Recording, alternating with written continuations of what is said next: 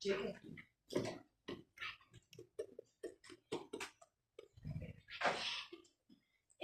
Другарчиња, па јас дори сега научив дека имам мои детски права. Јас имам право на топол дом. Мама и тато ќе средат све, а и баба и дедо ќе помогнат. А јас ќе си уживам. Да, имаш право на топол дом, но имаш и обврска да помагаш во дом. Треба да се уредиш. Треба книгите, лиштата и играчките да се поставиш на свое место. Јас научив дека имам право на образование. Какво ти е тоа право?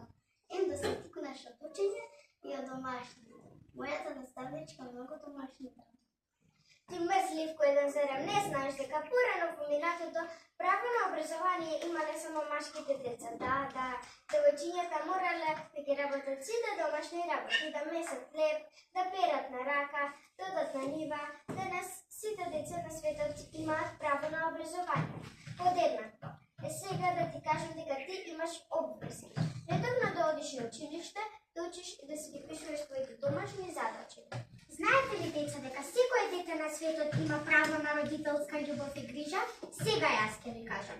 Мама, бидејќи многу ме сака, треба да ми ги мести книгите, да ми го мести креветот и да ми ги собира расфрланите играчки. Тато треба да ми ги врзува патиките и да ми прави сендвичи на училиште. Па, може и уште нешто да ми купи. Стоп, застани веќе. Тебе се ти си измешало у главата, па ти си бил голем мрзливко. Слушај, мамо, и научи. Твоите родители се обидуваат да го... Секој родител се труди да му возможи правилен развој на своето дете. Но, не да претеруваш. Колку имаат толку. Не може секој месец нови патики. Не може некој да те биде слуга у домот затоа што те сака. Ти имаш обврска. И ги почитуваш своите родители, така ќе ми возначи што почити разбирање. Сега јас ќе ви кажам, слушајте и учете од оваа умна глава. Мене многу ми се игра, се ми се игра. И фудбал, и кошарка, и плочка, и џангли, и си научив дека имам право на игра. Ете така, кога јас играм со деца, мора мене да ме слушаат се што јас ќе кажам. И се што ќе кажам мора да биде така. Така правете си и вие. Ме разбравте?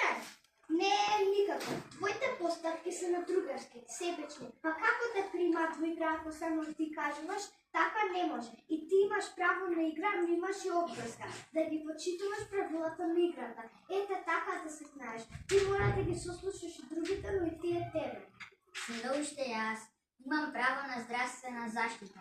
Така, си грицкам ногти, раце не мијам, заби не четкам, затоа што може да ги истенчам. Не се бањам редовно, кркам тостови, сладки, пици, чипсови и пијам по 1 литро на газирани сокови на ден. Си знам дека кога сум болен, треба да одам на лекар. Ќе си отидам со мама, ќе ми дадат лек и ќе оздравам. Доста, тебе наставничката ништо не те научила за грижа за твоето здравје. Слушај, мамо, и запомни. Секој дете има право на здравствена заштита, но има и обврска да се грижи за своето здравје. Тоа значи дека треба да водиш лична хигиена, да се храниш здраво и да избегнуваш се што е штетно за твојот организам. Научи ли веќе? Ајде сега повтори да те слушнам. Научив. Запомнете, сите деца на светот имаат исти права и исти одговорности.